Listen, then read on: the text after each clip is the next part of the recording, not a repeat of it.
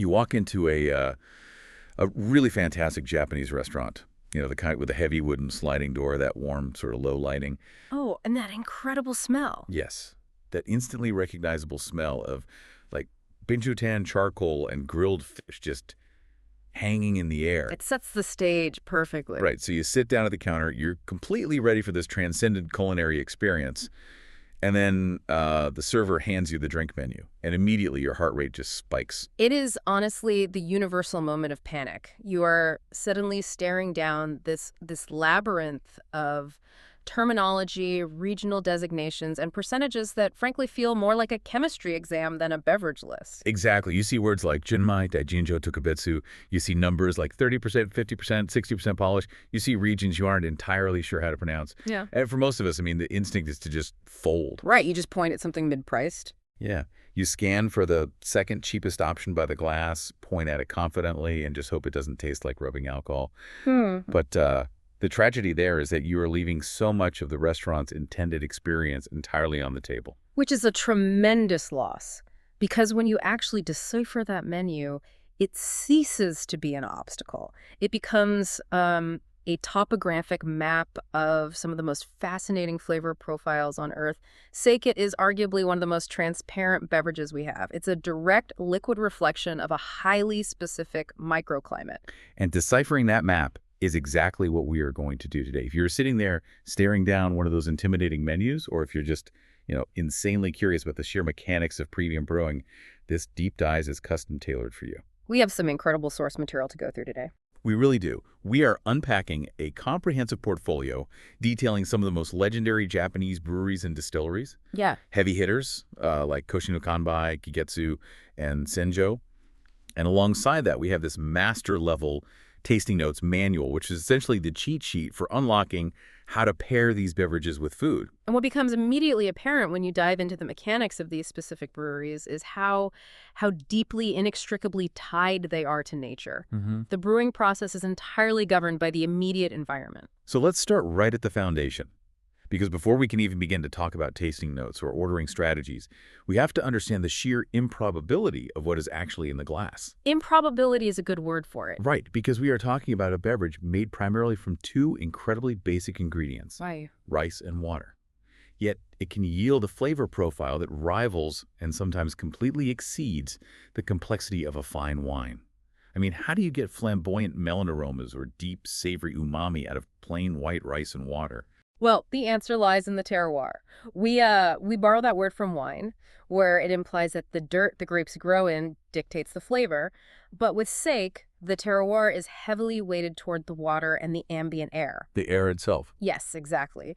From our sources, we see it requires copious amounts of pure, soft water, and crucially, it requires cold, clean air to actually facilitate the brewing process. Thinking about water as an ingredient rather than just like a medium is a huge shift in perspective. It's like baking bread, right? You can have the exact same recipe, but if you bake it in a humid valley versus a freezing mountaintop, it's going to taste completely different. That's a perfect analogy. And with water, if you are brewing with hard water packed with heavy minerals like iron and manganese, It messes with the process. completely. Yeah. It's like trying to paint a delicate watercolor on a piece of paper that's already stained brown. The harsh minerals interfere with the delicate yeast, but the soft water found in these premium Japanese regions, it acts like a perfectly clean, pristine white canvas. So it doesn't overpower the rice. Right.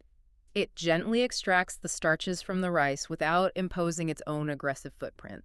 That pristine canvas is what allows the brewer to coax out those really complex flavors. Okay, so that covers the water, but what about the cold air? You mentioned that was vital too. It is just as vital. When you ferment something in freezing ambient temperatures, you are putting the yeast under an immense amount of environmental stress. Because yeast is a living organism, right? I mean, it generally wants warmth to reproduce quickly and consume sugar. Exactly. When you plunge it into a really cold environment, the yeast metabolism slows to a crawl.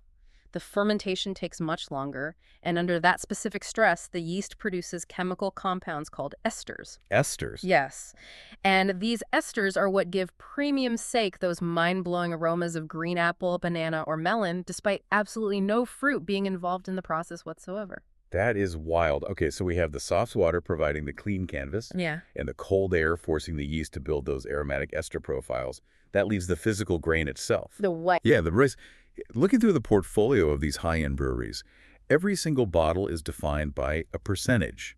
30%, 40%, 50%, 60%. I know this refers to the polishing ratio or the milling of the rice, but let's unpack this for the listener. What does it actually mean when a bottle says 50% Polish? This is, without a doubt, the single most critical concept to grasp for anyone trying to navigate a sake menu.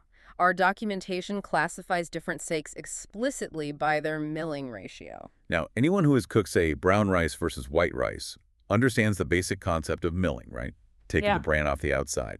But what these premium brewers are doing to domestic sake, rice varieties like Yamada Nishiki, or regional strains like Kochi's Jinno Yom mentioned in the text, it's extreme. It's beyond extreme. They aren't just taking the shell off, they are physically shaving the grain down to a fraction of its original size before they even think about brewing with it. I go to that much trouble. To understand the necessity of that extreme milling, you have to look at the microscopic anatomy of a sake rice grain.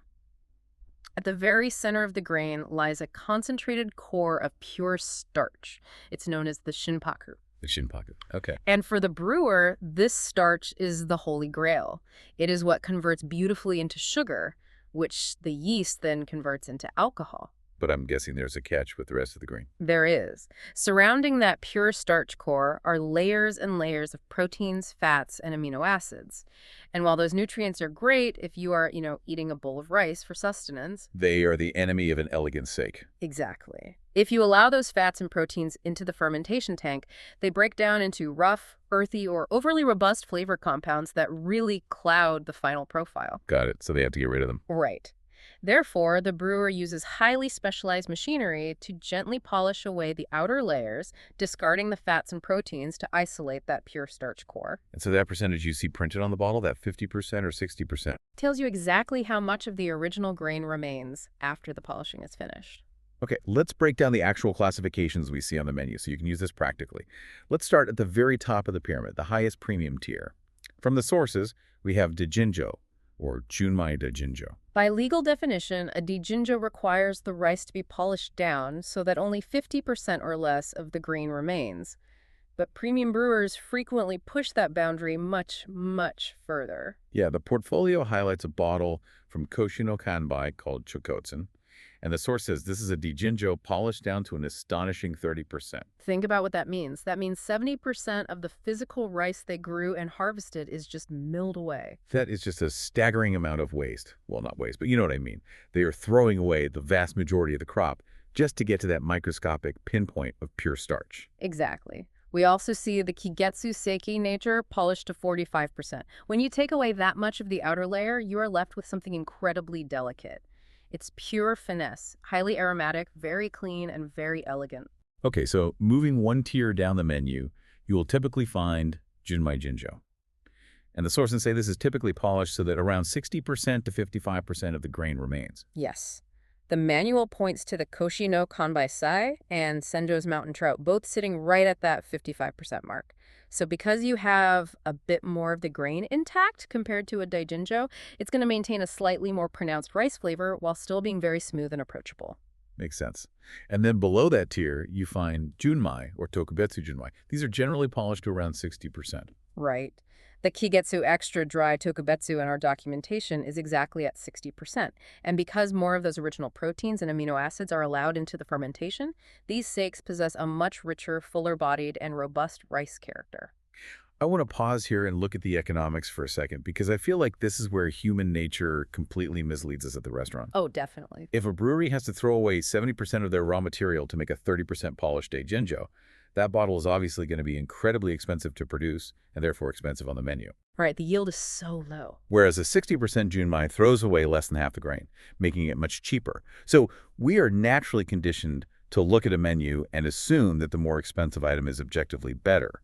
But that mindset completely ruins the sake experience, doesn't it? It absolutely does. It is the most common trap for beginners. The polishing ratio is not a quality scale from bad to good.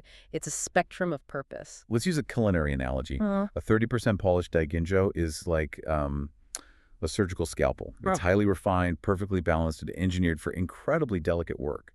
You pour that Daiginjo when you are eating subtle, pristine foods, perhaps a thinly sliced white fish sashimi with just a touch of sea salt. Exactly. And if you were to take that, say, $150 scalpel of a Daiginjo and pair it with a heavy, greasy, deeply savory dish, The food would just completely obliterate the sake. You wouldn't even be able to taste it. you'd be wasting your money. Conversely, the 60% Tokubetsu Junmai is like a heavy, sturdy chef's meat cleaver. It retains muscle, it has those earthy, robust amino acids still present in the liquid. And the tasting manual specifically backs this up. It recommends pairing the 60% Kigetsu with Bonito Tataki. Right, which is skipjack tuna that has been heavily seared over a straw fire, creating this strong, smoky, intensely savory crust. A delicate Daiginjo would just vanish against that smoke. But the robust, 60% polished sake has the broad shoulders to stand up to the bold food and balance it perfectly. It's all about the pairing. So the next time you look at the menu, you aren't looking for the best sake based on the highest polish or the highest price. You really have to ask yourself, what am I ordering from the kitchen? The food dictates the tool you need from the drink menu. That paradigm shift alone will entirely change how you experience a Japanese restaurant. Okay, so Yeah. now that we have the mechanics of polishing and terroir established, we can actually travel. The portfolio we are examining highlights specific legendary regions, and seeing how the environment changes the liquid is just fascinating. Let's start in Niigata. Niigata is a phenomenal starting point. It holds a deeply iconic status in the world of Japanese brewing. The geographic profile painted in the sources is pretty extreme, though. Very extreme. It sits directly on the Sea of Japan, battered by strong, freezing sea breezes, and it is legendary for enduring phenomenally heavy snowfall during the winter months. It sounds incredibly harsh. But in the context of what we just discussed regarding cold air fermentation, that harshness is actually a massive tactical advantage, right? Exactly. And the locals have a profound reverence for this climate. They actually refer to Niigata as the land of the three white treasures: Which are. snow, white rice, and sake. Wow, that's beautiful. And the connection between the three is entirely linear when you look at the geography.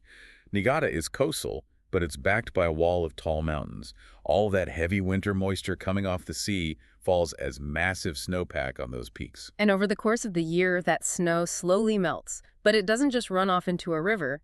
It slowly filters deep through the volcanic rock and granite of the mountains. That slow geological filtration must be crucial. Yeah. By the time that water reaches the vast stretches of rice fields in the valleys below, the stone has stripped away all the harsh impurities. Right. It emerges as copious amounts of incredibly pure, ultra-soft snowmelt water. It is the ultimate pristine white canvas we talked about earlier.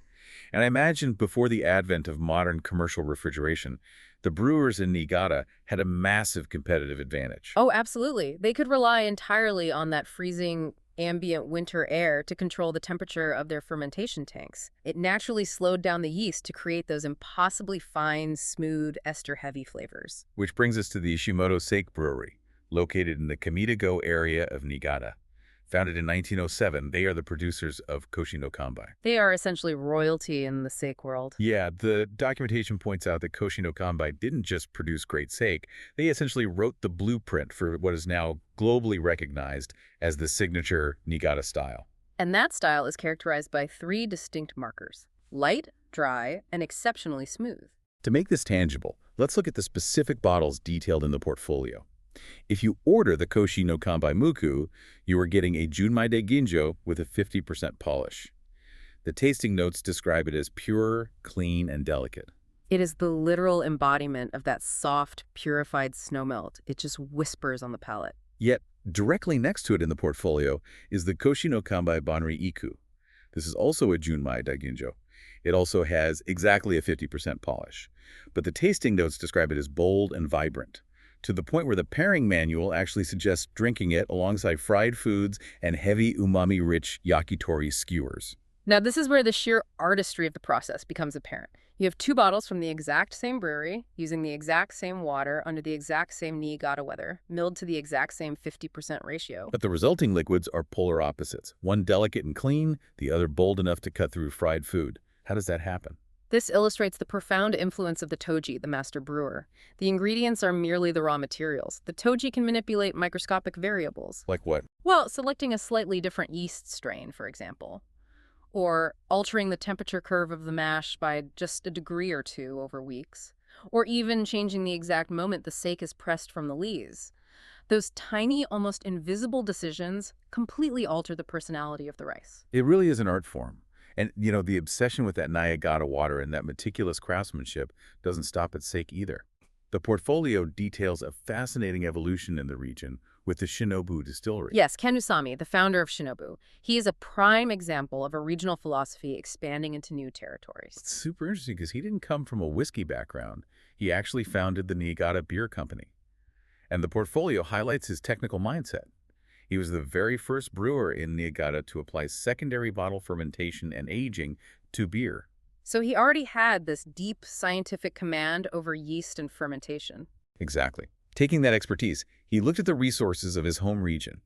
He recognized that the same ultra-pure, soft snowmelt water that made Koshi no Kanbai legendary in 1907 could be utilized to create a world-class single malt.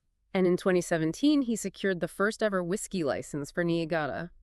He's taking the literal essence of the Niigata terroir and applying it to a completely different spirit.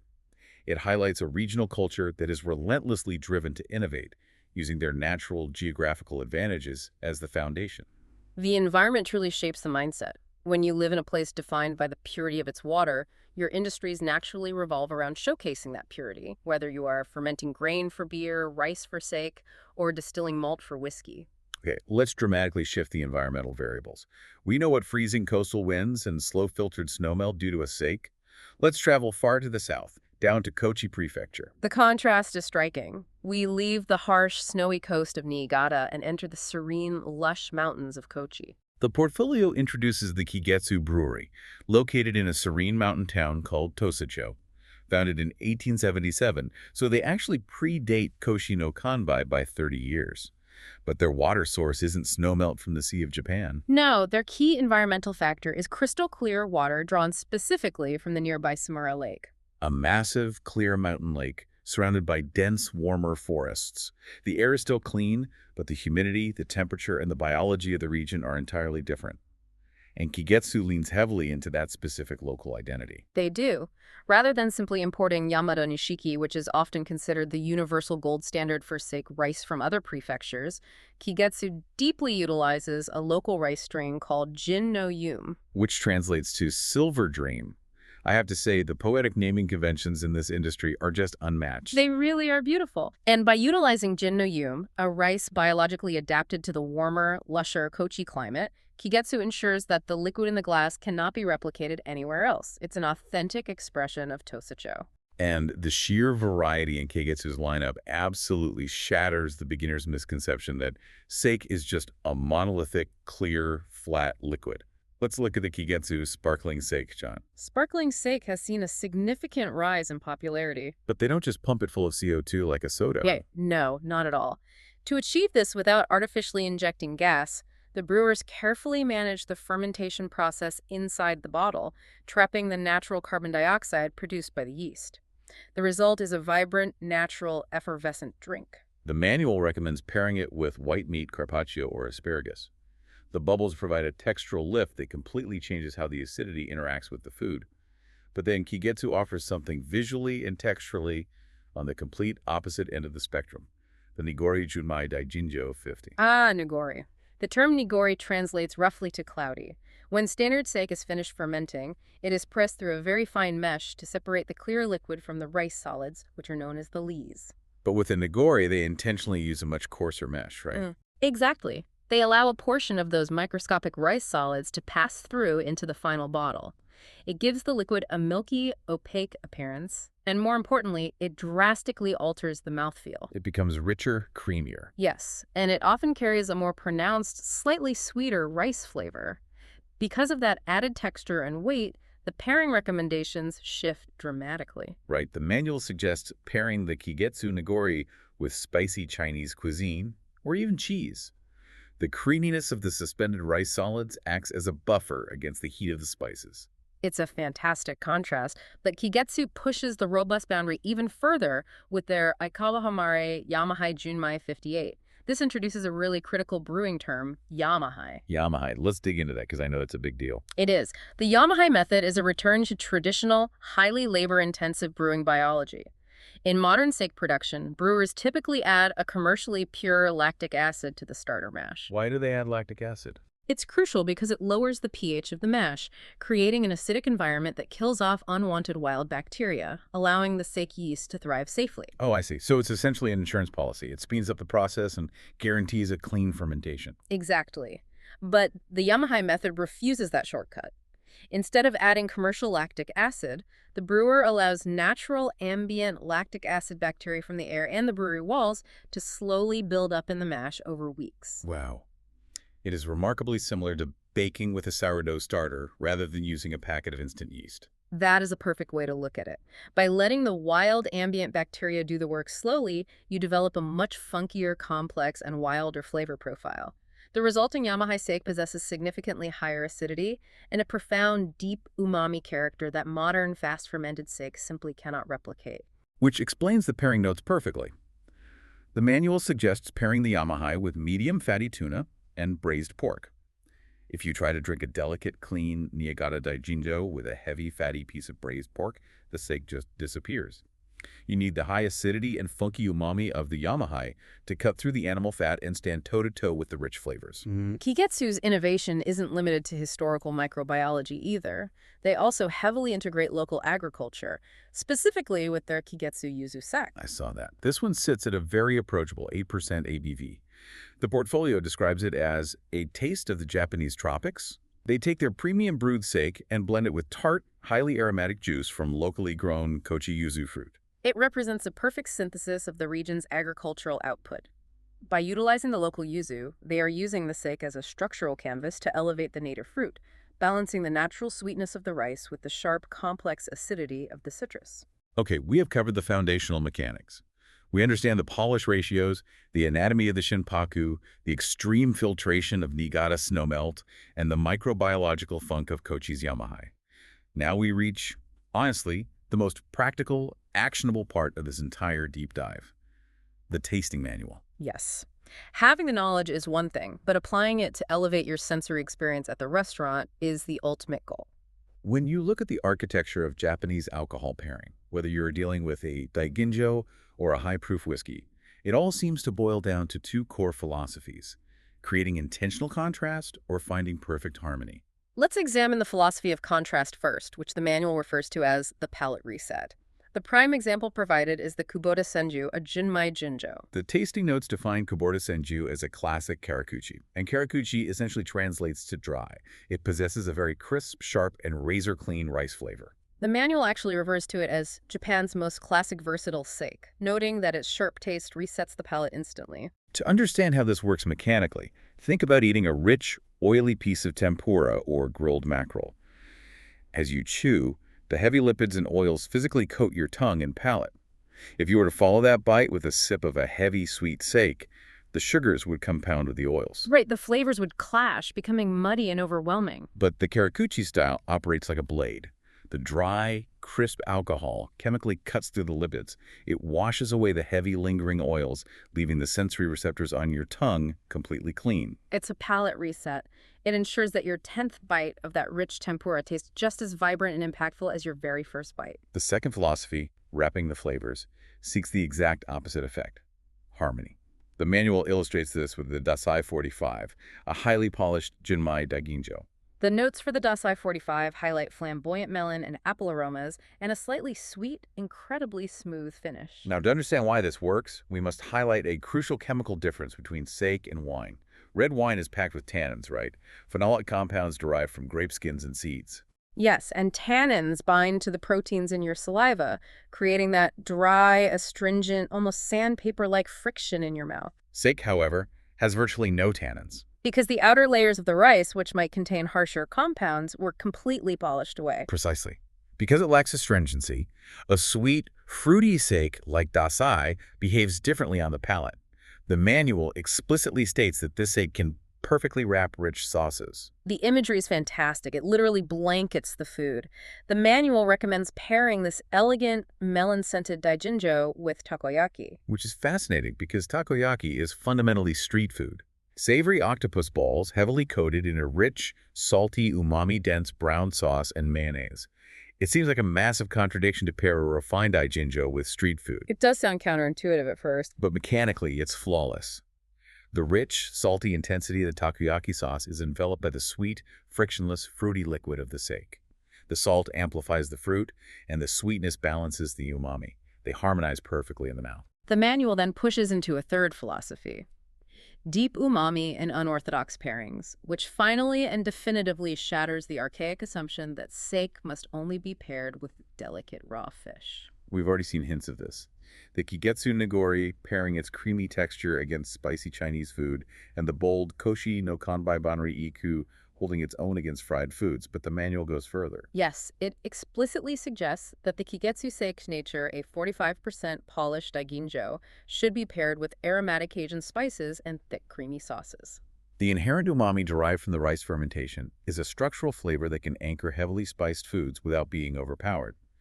But perhaps the most surprising application of these pairing philosophies in the manual involves the whiskeys. Oh, the whiskey pairings are brilliant. The Shinobu distillery portfolio includes the Shin blended whiskey. The notes describe it as light and soft, featuring a very specific refreshing woody note because it's finished in Mizunara oak. The manual provides a one-sentence directive. The perfect highball base, the refreshing woodiness and carbonation can 100% wash away fried food grease. This is the palate reset philosophy applied to a completely different spirit. By mixing the Shin blended with highly carbonated soda water, you create a highball. Right. And the sharp physical bubbles of the carbonation, combined with the crisp, dry tannins of the Mizunara oak, act as a physical scrub brush on the palate, rapidly washing away the dense, heavy grease of fried Karaage chicken. But the most mind-bending pairing recommendation is reserved for the Shinobu newborn. The portfolio explains that this spirit is technically not old enough to legally be classified as whiskey yet. It is a newborn spirit that has spent over a year aging in Mizunara and bourbon barrels. And it is bottled at a massive 50% ABV. Right. The tasting notes describe a strong, mellow profile with heavy, obvious aromas of sandalwood and incense. And the manual recommends pairing this 100-proof sandalwood-heavy spirit with delicate sashimi. It seems disastrous on paper. I know. How does a 50% ABV spirit not completely obliterate a thin slice of raw fish? It requires a mechanical understanding of how alcohol interacts with protein. The manual notes, and I quote, "This is the crystallization of rebellion. The 50% alcohol sensation can instantly draw out the original flavor of seafood." The alcohol acts as a solvent. Exactly. When you take a tiny measured sip of a high-proof spirit alongside a piece of raw fish, the high concentration of ethanol physically denatures the proteins and rapidly breaks down the fats in the fish while it is still in your mouth. Wow. This chemical reaction forcefully releases hidden, deeply trapped umami and sweet flavor compounds from the seafood that you would never, ever experience just by chewing it. That is just incredible. It is a hyper-focused, intense chemical pairing occurring right on your palate. Whether you are using a dry karakuchi sake to cut through tempura oil, a sweet Daiginjo to wrap around salty takoyaki sauce, or a 50% ABV spirit to chemically release the hidden umami in raw fish, the overarching philosophy is identical. The beverage is the supporting actor. The harmony of the meal is the star. The sheer depth of thought behind these applications highlights the reverence these producers have for the dining experience as a whole. To bring this full circle, I want to step back from the chemistry and look at the larger philosophy driving this industry and where it is heading. The documentation provides a detailed look at the Senjo Brewery, located in Nagano Prefecture, right at the foot of the Southern Alps. Senjo offers a deeply poetic narrative that anchors all the technical science we've been discussing today.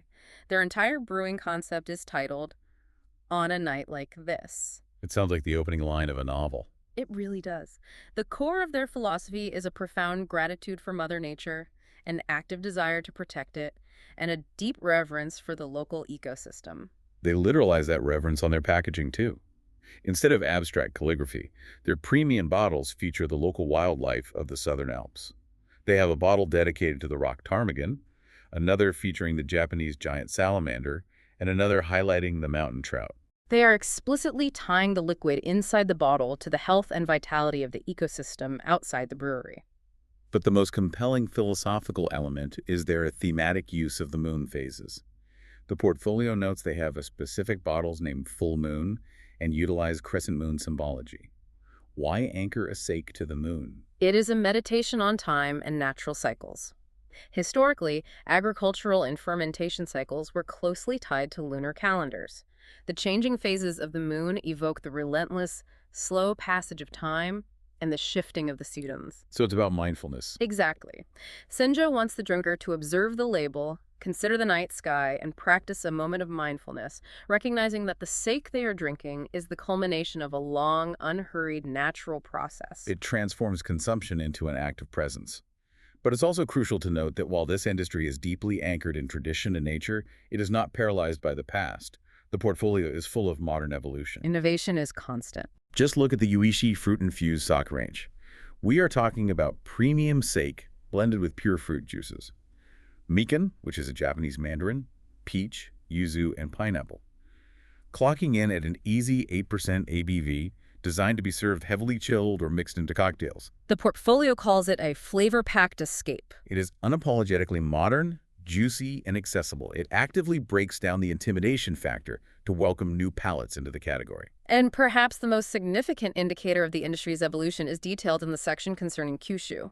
Kyushu is historically renowned for producing massive volumes of distilled spirits, primarily shochu. The portfolio highlights a specific company owner in Kyushu, Kaori Kumatu. Her presence in this documentation is vital. Traditional Japanese brewing and distilling has for centuries been a rigidly patriarchal, male-dominated guild system. The role of the toji in brewery ownership was almost exclusively passed down through men. So she represents a major shift. A profound structural shift. Kaori Kumatu is not just a figurehead owner. The documentation specifically notes her elite technical credentials. She is officially certified by Japan's prestigious National Institute of Liquor. That's a big deal. It is.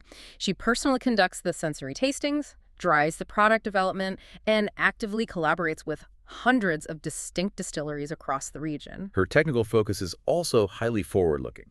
She is dedicating resources to researching local plants and grains with the explicit goal of creating organic, naturally healthy alcoholic products. That is the trajectory of the future. You have this massive, centuries-old foundation of extreme craftsmanship and regional terroir, but it is now being driven by modern, scientifically rigorous, health-conscious, and diverse leadership. It proves that respecting tradition does not require stagnation.